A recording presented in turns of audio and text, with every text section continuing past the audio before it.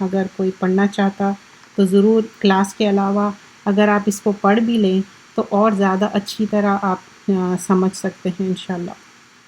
اب یہ کتاب میں کیا چیزیں ہیں کہ قرآن کی جو امپورٹنس ہے اور اس کے فضائل ہے اور اس کے آداب، مطلب جو مینرز ہے، ہم سب طالب علم ہیں تو سیکھنا چاہیے کہ قرآن کا کس طرح سے ہم ادب کرنا چاہیے، کس طرح آنر کرنا چاہیے۔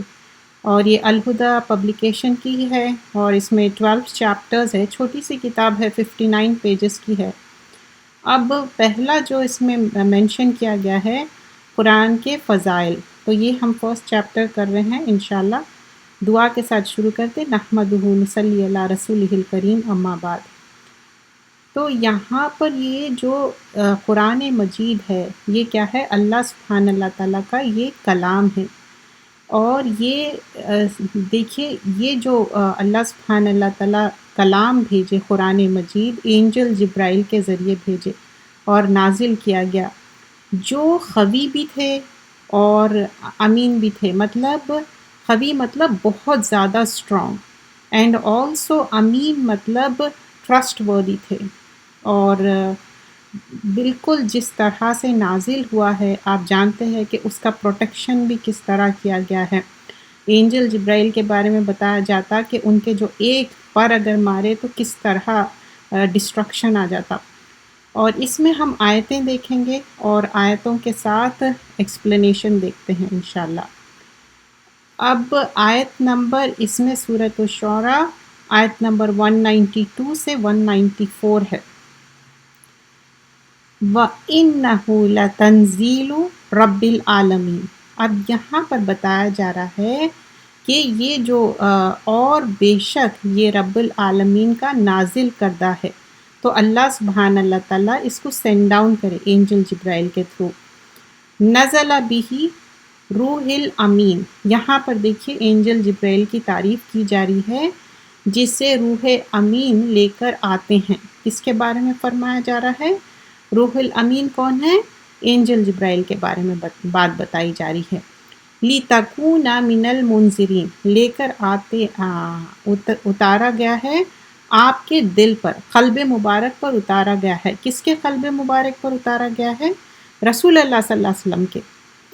اور کیوں؟ اس کا ریزن کیا ہے؟ لِتَكُونُ مِنَ الْمُنذِرِينَ، تاکہ آپ ڈرانے والوں میں سے ہو جائے۔ اب ڈرانے کی بات یہاں پر کیا آ رہی؟ قرآن میں رسول اللہ صلی اللہ علیہ وسلم کے بارے میں نذیر بھی آتا اور بشیر بھی آتا۔ اب یہاں پر ڈرانے والی بات کیا ہے کہ یہ جو قرآن ہے اس میں کیا چیز ڈراتی ہے کہ جو ڈوز ہے ڈونٹس ہے، کیا کرنا چاہیے۔ ڈرنا کس سے ہے؟ دوزخ کی آگ سے اور اللہ کی نافرمانی کرنے سے ڈرنا چاہیے۔ اب آگے ہم دیکھتے ہیں اس میں سلسلہ تو صحیحہ کی حدیث ہے، عمر بن دینار سے روایت ہے کہ وہ کہتے ہیں کہ میں نے 70 سال سے لوگوں کو یہ کہتے ہوئے پایا کہ اللہ خالق ہے اور جو اس کے سوائے وہ مخلوق ہے۔ مطلب اللہ سبحانہ اللہ تعالیٰ کیا ہے؟ کریٹر ہے، باقی کے سب کیا ہے؟ کریشن ہے۔ صرف ایک ہی ہے کریٹر، اللہ رب العالمین۔ اور قرآن اللہ عز و جل کا کلام ہے، تو وَقُرْآنُ کلام اللہ عز و جل، تو اللہ سبحانہ اللہ تعالیٰ کریٹر ہے، رائٹر ہے۔ اور یہ ہم یہ جب کلام دیکھتے ہیں کیا ہے؟ لازوال کلام ہے۔ قرآن کریم اللہ سبحانہ اللہ تعالیٰ کا لازوال کلام ہے جس میں باطل کی کسی طرح سے نہیں پاتا۔ مطلب اس میں کوئی ایسی باطل کا کوئی تھوڑے بھی بلیمشز، اس میں کوئی بھی ایسی چیز ہے ہی نہیں۔ اور اللہ سبحانہ اللہ تعالیٰ فرماتے حامیم السجدہ میں، اور بے شک یہ البتہ ایک زبردست کتاب ہے، وَإِنَّهُ لَكِتَابٌ عزیز ہے، معزز کتاب ہے یہ، اور اس کے پاس باطل نہ اس کے آگے سے آتا ہے اور نہ اس کے پیچھے سے، یہ کامل حکمت والی تمام خوبیوں والی کے طرف سے نازل کر دی گئی ہے۔ تو اب یہ کیا ہے؟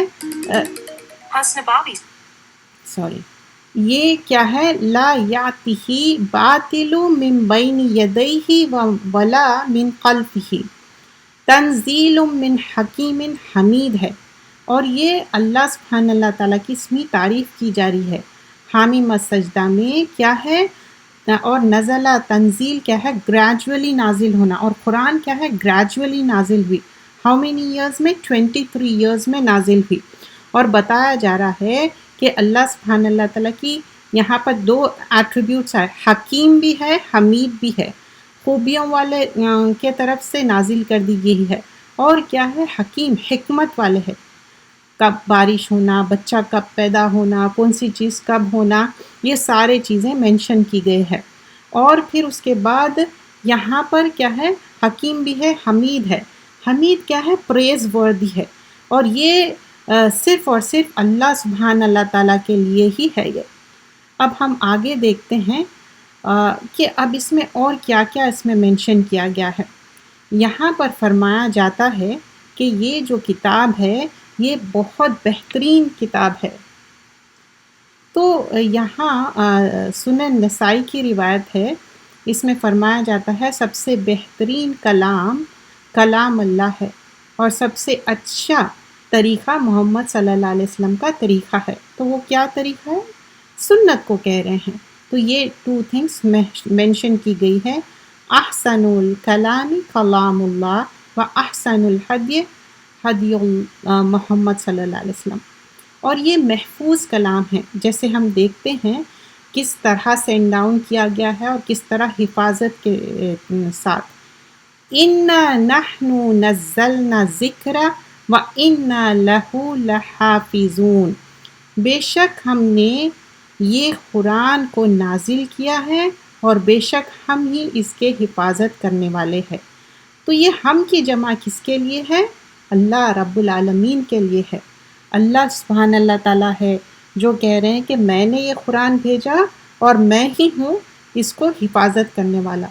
اور اب دیکھیے، اگر گاڈ فاربڈ، اللہ نہ کرے، اگر سارے قرآن جلا دیے یا ایسی کوئی مصحف ہو جائے تو بھی لوگوں کے سینوں میں ہے، چھوٹے بچے بڑے بچے سب کے، اور اللہ تعالیٰ کا وعدہ ہے کہ میں اس کو پروٹیکٹ کروں گا، کیونکہ اِنَّا لَهُ لَحَافِظُونَ، لام تاکید ہے یہاں پر کہ شورلی میں اس کو میں حفاظت کرنے والا ہوں، میں پروٹیکٹ کرنے والا ہوں۔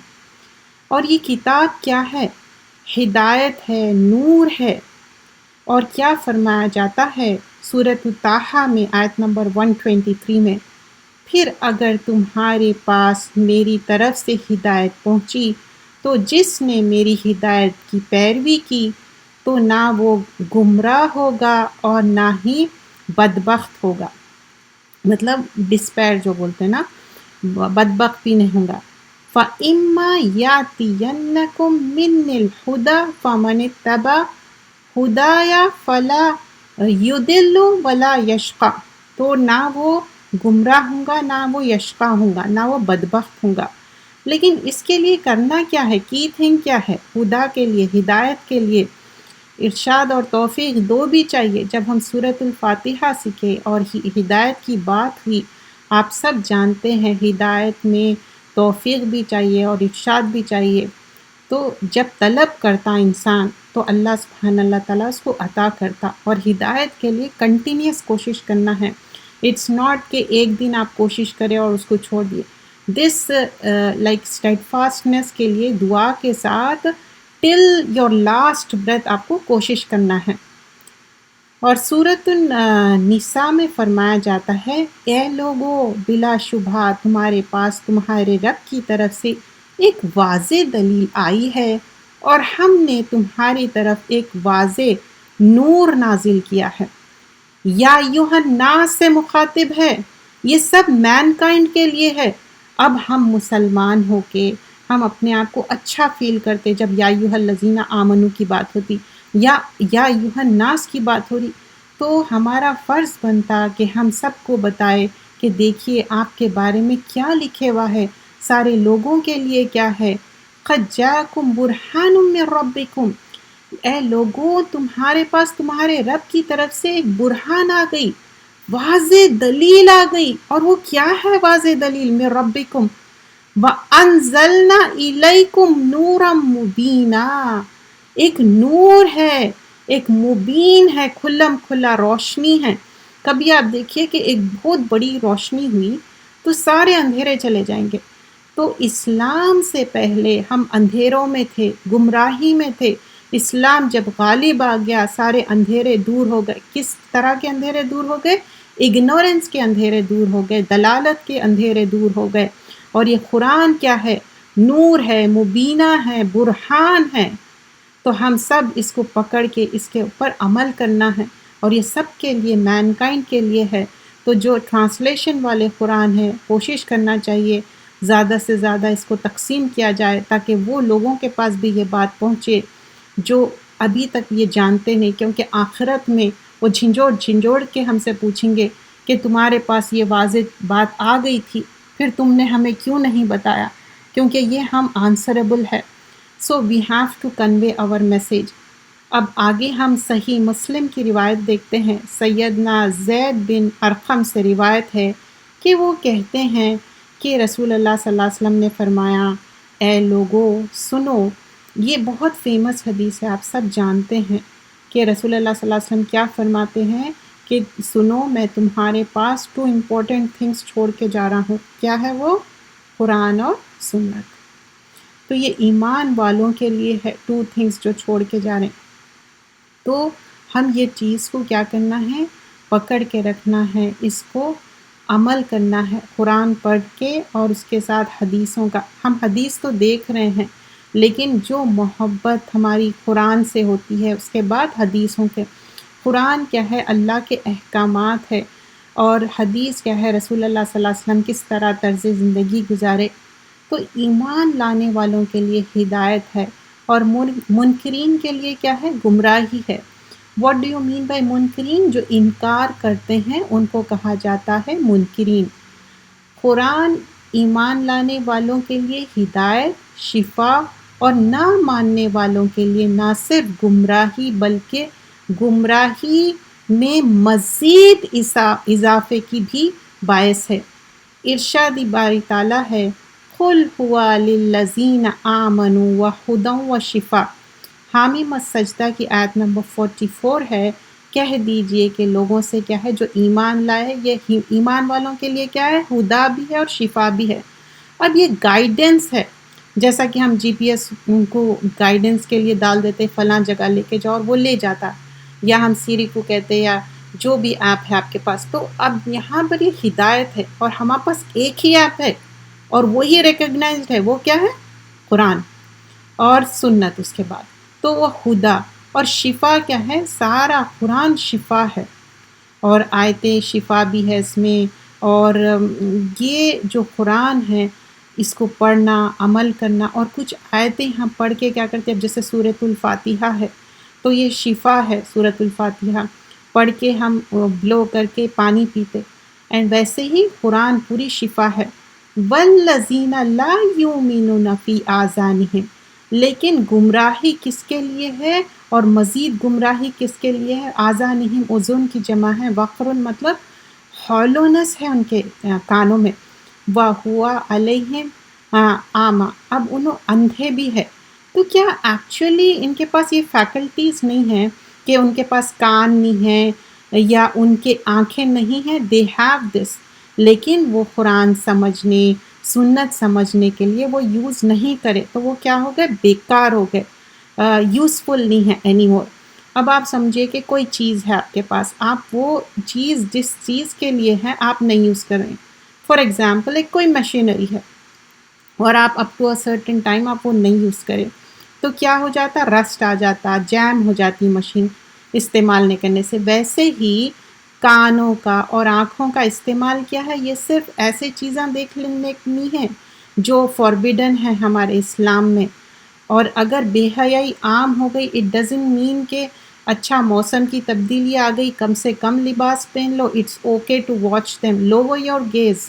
تو it's not okay, I am just giving an example, it could be anything, television پہ کچھ دیکھ لینا، یا کوئی ایپ اوپن کرے اس پہ کوئی خراب چیز آ جانا۔ تو آنکھیں یہ مس یوز کے لیے نہیں ہیں، اور کانوں میں ہالونیس کئی کو آ گیا اسی لیے کہ جو کان استعمال کرنا ہے قرآن کے لیے، اچھی قرأت کے لیے، اچھے بیان کے لیے، حدیث کے لیے اور اچھے باتوں کے لیے، امر بالمعروف نہی عن المنکر کے لیے، وہ دوسرے چیزوں کے لیے استعمال کر رہے ہیں، گانے بجانے، غیبت، چغلی، لوگوں میں لڑائی جھگڑے، یہ سارے، تو اس لیے کیا ہو گئے، وہ یوزلیس ہو گئے دو بھی چیزیں۔ اب آگے فرمایا جاتا ہے، صحیح مسلم کی روایت ہے، سیدنا زید بن ارقم سے روایت ہے کہ نبی اکرم صلی اللہ علیہ وسلم نے فرمایا، اللہ عز و جل کی کتاب ہے، اللہ کی رسی ہے۔ تو اب یہ کیا ہے؟ قرآن کیا ہے؟ ایک رسی ہے، جو اس کی پیروی کرے گا وہ ہدایت پر ہوگا، جو اسے چھوڑ دے گا وہ گمراہی پر ہوگا۔ تو اب یہ رسی کیا ہے؟ ہم کو بہت اسٹرانگلی اس کو پکڑنا ہے، اور تبھی ہم ہدایت پا سکتے۔ اور دیکھیے جس طرح کا ماحول ہے، اتنے زیادہ ٹیمپٹیشن ہے دنیا میں، doesn't matter what age we are but what era we are in, ہم ایسے ایرا میں ہیں جبکہ ہر وہ فتنے اب اس وقت موجود ہے، چاہے موسیٰ علیہ السلام کے زمانے میں جادو تھا، اور عیسیٰ علیہ السلام کے زمانے میں طب تھا، اور یا نالج کی بات تھی، یہ سارے چیزیں محمد صلی اللہ علیہ وسلم کی امت میں یہ سارے آزمائشیں ہیں۔ تو اب کتنا زیادہ پریونٹیو میجرز لینا ہے، کتنا زیادہ پروٹیکشن کرنا ہے، اپنے آپ کو پریونٹ کرنا ہے، تو یہ سارے چیزیں ہم کو سوچنا ہے۔ نیکسٹ چیپٹر ہے قرآن زندہ دل انسان کے لیے نصیحت ہے، تو انشاءاللہ یہ نیکسٹ کلاس میں کنٹینیو کریں گے، کیونکہ ہم آلریڈی اور ایک کتاب کر رہے ہیں جس کا نام ہے میرا جینا میرا مرنا۔ اس میں ہم کر رہے تھے میت کے قرض کی ادائیگی، تو وفات کے بعد اناؤنس کرنا چاہیے میت کے قرضے کی ادائیگی کی جائے، اور قرضہ کیا ہے، you should write it down, اور جو انسان گزر چکا یہ آلریڈی ہم کر چکے، بٹ فیو پوائنٹس ہی کیے تھے، ہم پورا مکمل نہیں کیے تھے، تو ضرورتاً you have to make sure you have to write it down. اور آسان قرضہ ہو سکتا کہ کوئی لٹل پیٹی اماؤنٹ تھا وہ دے دیے، یا جو بھی ہے، یا تو لکھا ہوا ہو یا نہیں تو کوئی وٹنس کرنے والا ہو کہ ہاں یہ ہے، بٹ تحریری از بیسٹ، تحریر کر لینا۔ اور دیکھیے جب قرض کی مدت مقرر چھوٹی ہو یا بڑی، لکھنے میں بھلائی ہے، کیونکہ یہ ہم کو دین سکھاتا ہے، کیونکہ اگر ہم نہ لکھے ہم فارگیٹ کر سکتے۔ اب تو دیکھیے کتنا آسان ہو گیا، آپ فون میں بھی رائٹ اٹ ڈاؤن کر سکتے، لیکن آپ دیکھیے ڈیسیز پرسن کے لیے کیا ہے، کچھ اس میں امپورٹنٹ چیزیں ہم جو دیکھ رہے ہیں کہ میت کا قرضہ جو ہے، کوئی مسلمان مخروص حالت میں وفات پا جائے تو اس کے مال میں سے کیا کیا ہے، 4 امپورٹنٹ پوائنٹس دیکھے تھے، کفن دفن کا خرچہ پورا کیا جائے، پھر اس کے بعد قرضے کی ادائیگی کی جائے، مطلب جو ان کے رشتہ دار ہے یا جو فرینڈس ہیں وہ اناؤنس کریں گے، اینڈ وصیت کی صورت میں 1/3 حصہ کسی کو دے سکتے، اور وراثت کی تقسیم، تو اگر کچھ ہے لیفٹ اوور تو وراثت کی تقسیم ہوں گی اس کے بعد۔ اور آگے ہم دیکھتے کہ وصیت کی تکمیل کے بعد جو مرنے والے کا ہے، پھر وہ قرضہ ادائیگی کے بعد اگر کچھ رہا تو that will be given to the heirs، اور یہ جلد ادائیگی کرنا ہے، میت کے قرض کی ادائیگی جلد سے جلد کر دی جائے۔ رسول اللہ صلی اللہ علیہ وسلم نے فرمایا، ترمذی کی روایت ہے، مومن کی روح قرضے کی ادائیگی تک قرضے کے ساتھ معلق رہتی ہے، تو اب کیا ہے، اس کی روح معلق ہو جاتی، تو اس کو جلد سے جلد میک شور کرنا چاہیے، ادا کرنا چاہیے۔ اب اسی سے ریلیٹڈ یہ چیپٹر میں بتایا گیا ہے، اور کسی کو رعایت نہیں، مطلب اب یہاں پر سمجھتے کہ کوئی شہید ہے، یہاں پر یہ بتایا گیا ہے کہ شہادت جیسا رتبہ حاصل کرنے والے کو بھی اس کے کیا اگر اس کے اوپر لون ہے وہ معاف نہیں کیا جائے گا، کیونکہ شہادت کی وجہ سے شہید کے سارے گناہ معاف کر دیے جائیں گے، مگر قرضہ جب تک ادا نہیں ہوگا وہ معاف نہیں ہوگا۔ یہ صحیح مسلم کی روایت ہے، اوتھینٹک نریشن ہے۔ اور نماز جنازہ پڑھانے سے انکار کرنا، کس نے انکار کیا؟ ہم دیکھتے ہیں روایت میں اللہ کے رسول صلی اللہ علیہ وسلم کسی مخروص میت پر قرضے کی ادائیگی تک جنازے کی نماز نہیں پڑھتے تھے۔ اس کے دلیل میں یہ حدیث ہے، رسول اللہ صلی اللہ علیہ وسلم کے پاس نماز پڑھانے کے لیے ایسا جنازہ بھی لایا جاتا جس کا ذمہ قرض ہوتا، ان کے ذمہ قرض ہوتا۔ آپ صلی اللہ علیہ وسلم دریافت فرماتے، مطلب وہ ویریفائی کرتے، کیا ادائیگی کا قرض ہو گیا پورا، چھوٹا ہو یا بڑا ہو، اینڈ جب تک وہ ادا نہیں ہوتا وہ آپ جنازے کی نماز ادا نہیں کرتے۔ جب ادا ہو گیا تو پھر آپ جنازے کی نماز پڑھتے۔ تو جب بھی دیکھیں مسلمانوں کا جو جنازے کی بات ہوتی، تو اب اس میں میک ایزی کرنا چاہیے۔ آگے کے روایتوں میں فرمایا جاتا ہے کہ مخروص کے لیے آسانی کرو، تو قرضہ معاف کر دینا بھی، اس کی بھی درخواست کرنا چاہیے، ریکویسٹ کرنا چاہیے کہ دیکھیں فلاں ڈیسیز پرسن ہے، اس کے اوپر یہ قرضہ ہے، تو اس کے لیے میک ایزی کر دو۔ تو جو شخص اپنے بھائی سے دنیا کے غم یا تکلیف دور کرتا ہے، اللہ سبحانہ اللہ تعالیٰ قیامت کے روز اس کے غم اور تکلیف کو دور کرے گا۔ تو یہ صحیح مسلم کی روایت ہے۔ یہ حدیث بھی سنا سکتے اور لوگوں کو کہہ سکتے کہ قرضے کو اگر آپ ادا کر دیے، وہ ایک چیز ہے، کوئی بھی مطلب اٹھ کر کہہ سکتا کہ میں on behalf of that deceased person میں ادا کروں گا۔ سیکنڈ چیز یہ ہو سکتی، ان کو درخواست کی جائے، ریکویسٹ کی جائے کہ قرضہ معاف کر دے۔ تو اف دیٹ پرسن سیز کہ ہاں میں قرضہ معاف کر دے رہا ہوں، اور نیکی کی رہنمائی کرنے والا بھی نیکی کرنے کے برابر ہے، یہ صحیح مسلم کی روایت ہے۔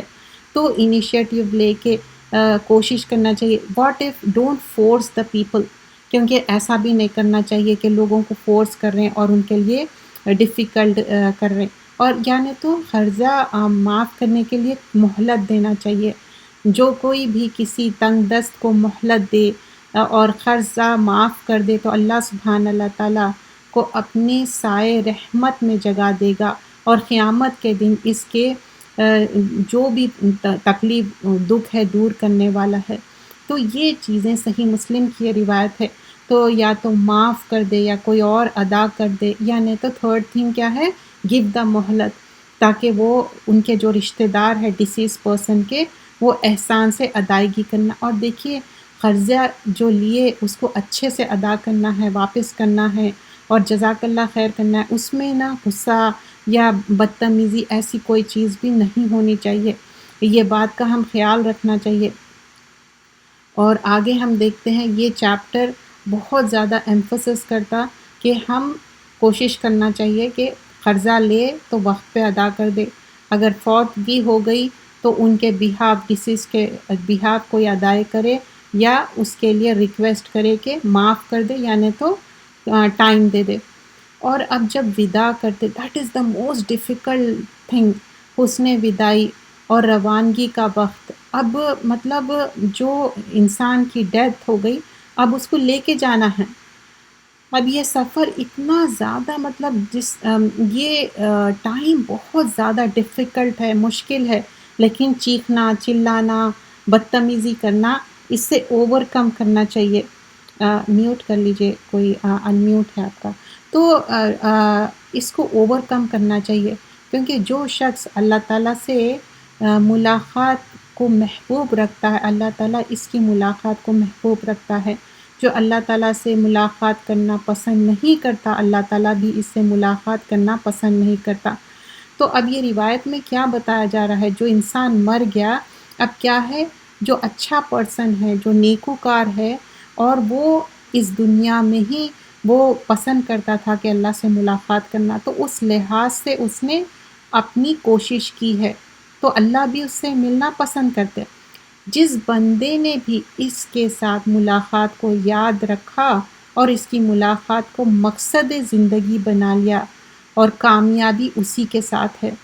اور اس لحاظ سے اس نے کوشش کی، لیکن جس نے طرز زندگی ویسی نہیں گزاری اور وہ صرف اپنی دنیا داری میں رہا، تو وہ نہیں جانا چاہتا، وہ چاہتا کہ وہ اس دنیا سے واپسی لوٹنا نہیں چاہتا۔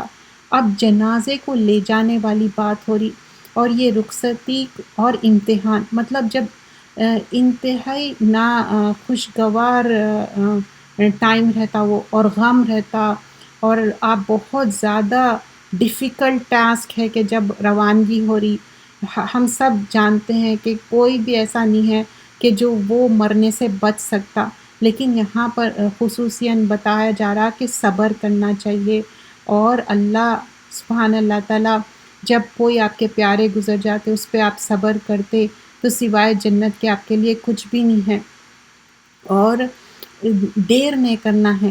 اب بہت زیادہ چیخ رہے ہیں، چلا رہے ہیں اور روکتے جا رہے ہیں، یعنی تو 2-3 ڈیز تک میت کو اٹھا کے رکھ رہے ہیں، ایسا نہیں کرنا چاہیے۔ جلد سے جلد اس کو جنازے کو لے کے جانا ہے۔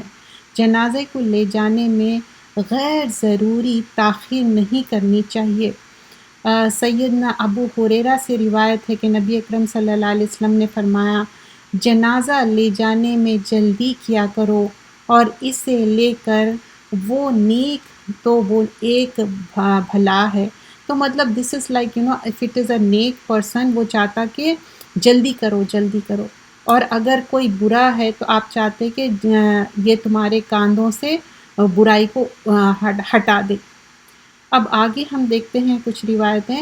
ابو سعید خدری کہتے ہیں کہ نبی اکرم صلی اللہ علیہ وسلم نے فرمایا، جب جنازہ تیار ہو جاتا ہے اور لوگ اسے اپنے کاندھوں پر اٹھاتے ہیں تو نیک میت کہتی ہے مجھے جلدی لے چلو، اور اگر میت گناہگار ہوتی ہے تو گھر والوں سے کہتی ہے ہائے افسوس ہائے افسوس، مجھے کہاں لے جا رہے ہو؟